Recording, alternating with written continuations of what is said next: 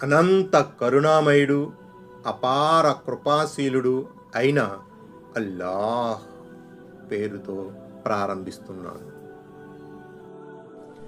నా ఈ చిన్న ప్రయత్నంలో పొరపాట్లు జరిగితే అల్లాహ్ను క్షమించమని వేడుకుంటున్నాను. ఈ వీడియోను పూర్తిగా చివరి వరకు చూడండి. ఆయత్ నంబర్ 34. ఇల్లల్లదీన తాబూ మిన్ qabli అన్ తక్దిరూ అలైహిం ఫఅలమూ అన్నల్లాహ గఫూరుర్ రహీం.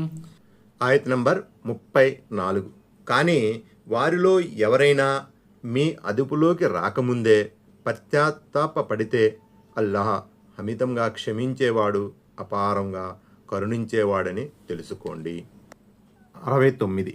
అంటే వారు పట్టుబడక ముందే పశ్చాత్తాపం చెంది ఇస్లామీయ రాజ్య వ్యవస్థకు లోబడి ఉంటామని ప్రకటిస్తే అలాంటి వారిని క్షమించి వదిలిపెట్టాలి.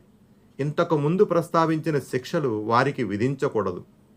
మరి వారు హత్య చేసి లేదా దోపిడీకి పాల్పడి లేదా మానభంగాలు చేసి ప్రజలపై చేయి చేసుకున్న క్షమించాల్సిందేనా, లేక వారికి ప్రతీకారం చేయవచ్చా అన్న విషయంలో భేదాభిప్రాయం ఉంది. కొంతమంది పండితుల ప్రకారం ఈ పెద్ద నేరాలు క్షమార్హం కావు, వారి నుంచి పరిహారం తీసుకోవాల్సిందే. అయితే ఇమాం సౌఖానీ, ఇమాం ఇబ్నే కసీర్ లాంటి విద్వాంసులు వారిని పూర్తిగా క్షమించవలసిందేనని అంటున్నారు. ఆయత యొక్క బాహ్యార్థం ద్వారా కూడా ఈ విషయమే బోధపడుతున్నది. కానీ పట్టుబడిన తరువాత పశ్చాత్తాపం చెందితే మాత్రం వారి అపరాధాలు క్షమించబడవు, వారు శిక్షార్హులే. ఫతహుల్ ఖదీర్, ఇబ్నే కసీర్. ఆయత్ నంబర్ 35. యా అయ్యుహల్లదీన ఆమను తఖుల్లాహ వబ్తగూ ఇలైహిల్ వసీలత వజాహిదూ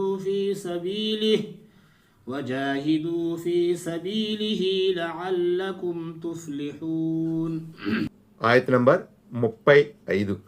విశ్వసించిన ఓ ప్రజలారా, అల్లాహకు భయపడుతూ ఉండండి, ఆయన సామీప్యాన్ని అన్వేషించండి, ఆయన మార్గములో యుద్ధ ప్రాతిపదికన కృషి చలపండి, తద్వారా మీరు సాఫల్యం పొందవచ్చు. 70. ఆయతలో వసీలా అనే పదం ఉంది. వసీలా అంటే ఏదైనా ఆశయాన్ని సాధించడానికి, సామీప్యం, సాన్నిధ్యం పొందడానికి అవలంబించబడే మార్గము లేక సాధనం అని అర్థం. అల్లాహ్ సామీప్యాన్ని పొందే సాధనం వెతకండి అంటే ఆయనకు దగ్గర చేర్చే సత్కార్యాలు చేయమని అర్థం. ఇమాం సౌకానీ ఇలా అంటున్నారు: సామీప్యం అన్న భావనలో ఉన్న వసీలా భయభక్తులను, సదాచరణను సూచిస్తున్నది. వాటి ద్వారా దాసులు తమ ప్రభు సామీప్యాన్ని పొందుతారు. అదే విధంగా నిషిద్ధ పనులకు, వ్యర్థ కార్యకలాపాలకు దూరంగా మసులుకోవడం ద్వారా కూడా దైవ సామీప్యం ప్రాప్తిస్తుంది. కానీ అజ్ఞానులు కొందరు ఈ నిజమైన వసీలాను వదిలేసి సమాధులలో కన్నమై ఉన్న వారిని వసీలాగా భావించారు. షరియత్లో ఇలాంటి భావనలకు, తలంపులకు ఎలాంటి ఆధారము లేదు. అయితే తీర్పు దినాన అల్లాహ్ అంతిమ దైవ ప్రవక్త సల్లల్లాహు అలైహి వసల్లం గారికి ప్రసాదిస్తానని వాగ్దానం చేసిన మొహమ్మే ముహమ్మద్ కూడా వసీలాయేనని హదీస్ ద్వారా తెలుస్తుంది. అందుకే అజాన్ పిలుపు తరువాత నా కోసం ఈ వసీలా దువాను చేసేవారు నా సిఫార్సుకు అర్హులవుతారని మహనీయ ముహమ్మద్ సల్లల్లాహు అలైహి వసల్లం తెలియజేశారు. సహీ బుఖారీ కితాబుల్ అజాన్, సహీ ముస్లిం కితాబుస్ సలాత్. అజాన్ పిలుపు ఇచ్చిన ప్రతిసారి పఠించబడే ఆ వసీలా దువా ఇది: అల్లాహుమ్మ రబ్బ హాజిహి దావతి తామ్మతి వస్సలాతిల్ కాయిమతి ఆతి ముహమ్మదనిల్ వసీలత వల్ ఫజీలత వబ్అసహు మకామం మహమూదనిల్లజీ వఅత్తహ్. బుఖారీ, ముస్లిం కితాబు మజ్కూర్.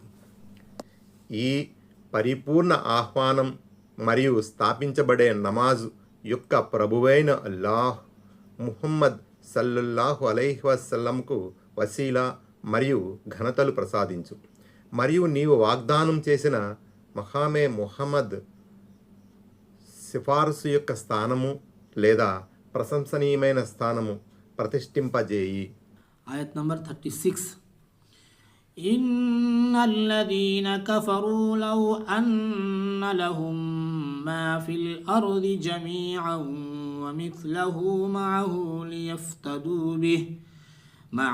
ليفتدوا به من عذاب يوم القيامة ما تقبل منهم ولهم عذاب أليم. ఆయత్ నంబర్ 36. తిరస్కార వైఖరి అవలంబించిన వారి వద్ద భూమిలో ఉన్న సంపద మొత్తం ఇంకా అంతే సంపద దానితో పాటు ఉండి ఆ మొత్తం సంపదను వారు ప్రళయ దినపు శిక్ష నుండి తప్పించుకోవడానికి పరిహారంగా ఇవ్వదలిచినా అది వారి నుండి స్వీకరింపజాలదు. వారికి బాధాకరమైన శిక్ష ఉంటుంది. 71. హదీసులో ఇలా అనబడింది, ఒక నరకవాసిని నరకములో నుంచి తీసి అతన్ని దైవ సమక్షంలో హాజరుపరచడం జరుగుతుంది. నీ నివాస స్థలం ఎలా ఉంది అని అల్లాహ్ అతన్ని అడుగుతాడు. అత్యంత దుర్భరంగా ఉంది అని అతను బదులిస్తాడు. భూమి నిండిపోయేంత బంగారం పరిహారంగా ఇచ్చి ఈ దుర్భర నివాస స్థలం నుంచి బయటపడడం నీకు ఇష్టమేనా అని అల్లాహ్ మళ్ళీ ప్రశ్నిస్తాడు. ఇష్టమే అని అతను అంటాడు. అప్పుడు అల్లాహ్ ఇలా సమాధానమిస్తాడు, నేను ప్రపంచంలో దీనికన్నా చాలా స్వల్పమైన దాన్ని నీ నుండి కోరాను, కానీ నువ్వు దాన్ని లక్ష్య పెట్టలేదు. మళ్ళీ అతను నరకంలో పడవేయబడతాడు. సహీ ముస్లిం, సిఫతుల్ ఖియామా, సహీ బుఖారీ, కితాబుర్ రాహక్, కితాబుల్ అంబియా.